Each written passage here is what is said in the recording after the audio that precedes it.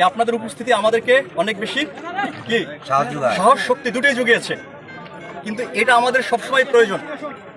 আপনারা সকাল থেকে আমাদের সাথে ছিলেন, আমরা খুব খুশি, ফাইন, বাট মনে রাখতে হবে যে আমাদের সবারই কিন্তু কাজের একটা সীমারেখা থাকে, ঠিক না? সীমান্তে আসতে পারে কারা? শুধুমাত্র বিজিবি আসতে পারে, বিজিবি ছাড়া কেউ কিন্তু আসতে পারে না। এখন আপনারা আসছেন, আমাদের সাথে ছিলেন, খুব খুশি হয়েছি আমরা আপনাদেরকে ধন্যবাদ জানাই। কিন্তু একটু কথা থেকে যায়, এখন যদি আপনারা এভাবে ইন্ডিয়ার ভিতরে থাকেন তাহলে কিন্তু আমরা একটু অসম্মানিত হয়ে যাই। কেন? কারণ ইন্ডিয়ার ভিতরে তো আমাদের যাওয়ার কথা না, তো যাওয়া যাবে না। আপনারা যেভাবে দায়িত্ব পালন করে আমাদেরকে সহযোগিতা করেছেন, আমরা আপনাদেরকে অনেক সম্মান করি এজন্য। কিন্তু আবার একই সাথে আমরা এমন কিছু করব না যাতে করে আবার আমরা নিয়মটা ভেঙে ফেলি। আমাদের দেশে কি অন্য কোনো দেশের মানুষের আসার কথা?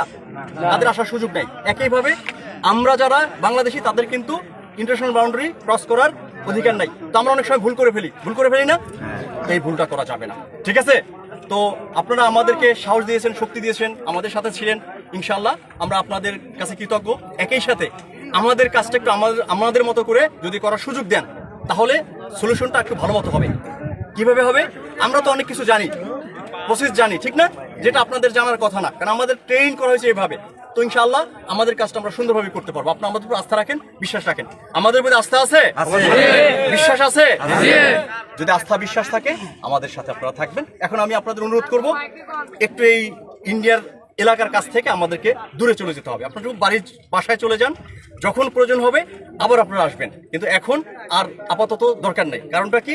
আমাদের সবকিছু অনেকটা সলিউশন আমাদের হয়ে গিয়েছে, ঠিক আছে? আমার কথা কি বুঝতে পেরেছেন? আপনাদেরকে পুনরায় আমি ধন্যবাদ জানাচ্ছি, অসংখ্য ধন্যবাদ, থ্যাংক ইউ। একটু কষ্ট করে আপনারা